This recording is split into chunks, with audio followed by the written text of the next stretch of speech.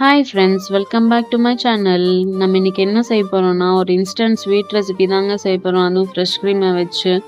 Fresh cream வந்து ஒரு கடாயில் வந்து ஸ்டவ் ஆன் பண்ணாததுக்கு முன்னாடியே ஃப்ரெஷ் க்ரீம் வந்து அந்த கடாயில் ஆட் பண்ணிக்கோங்க. ஆட் பண்ணதுக்கப்புறம் ஸ்டவ் வந்து ஆன் பண்ணிக்கலாங்க. ஆன் பண்ணிவிட்டு லோ ஃப்ளேமில் வச்சு நல்லா வந்து மிக்ஸ் பண்ணிக்கோங்க.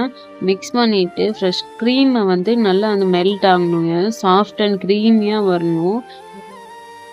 நல்லா வந்து மிக்ஸ் பண்ணிக்கோங்க லோ ஃப்ளேம்லேயே வச்சு. இப்போ பாருங்க, அந்த க்ரீமை வந்து நல்லா மெல்ட் ஆகிட்டே வருது. கொஞ்சம் திக்கானதுக்கப்புறம் ஒரு 3 table spoons sugar, powdered sugar வந்து ஆட் பண்ணிக்கோங்க. ஆட் பண்ணிவிட்டு நல்லா வந்து மிக்ஸ் பண்ணிக்கோங்க. உங்களுக்கு ரிச் ஸ்வீட்னஸ் வேணுன்னா நீங்கள் மில்க் மெய்ட் கூட ஆட் பண்ணிக்கலாம். என்கிட்ட மில்க் மெய்ட் இல்லை, ஸோ நான் ஸ்கிப் பண்ணிட்டேங்க. கொஞ்சம் திக்கானதுக்கப்புறம் வந்து 1 கப் பால் பவுடர் வந்து ஆட் பண்ணிக்கலாங்க. ஆட் பண்ணிவிட்டு லோ ஃப்ளேம்லேயே வச்சு நல்லா வந்து மிக்ஸ் பண்ணிக்கோங்க. அடி பிடிக்காமல் பார்த்துக்கோங்க. நல்லா வந்து மிக்ஸ் பண்ணிகிட்டே இருங்க. கட்டியே இல்லாமல் நல்லா வந்து மிக்ஸ் பண்ணிடுங்க. 1 ஸ்பூன் வந்து நெய் ஊற்றிக்கலாங்க டேஸ்ட்டுக்காக. ஊற்றிட்டு நல்லா வந்து மிக்ஸ் பண்ணிக்கோங்க.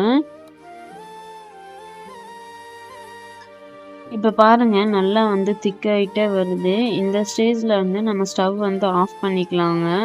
இதை ஆறுனதுக்கப்புறம் ஒரு பவுலுக்கு வந்து மாற்றிக்கலாங்க. மாற்றிட்டு மேலே டெக்கரேட் பண்ணுறதுக்காக வந்து பாதாமும் கருப்பு திராட்சையும் வச்சு வந்து டெக்கரேட் பண்ணிட்டேங்க. அவ்வளோதாங்க, ஒரு இன்ஸ்டண்ட்டான ஸ்வீட் ரெசிபி ரெடி. கண்டிப்பாக உங்கள் வீட்லேயும் நீங்கள் இதை செஞ்சு பார்த்துட்டு எப்படி இருக்குன்னு கமெண்ட்டில் சொல்லிடுங்க ஃப்ரெண்ட்ஸ்.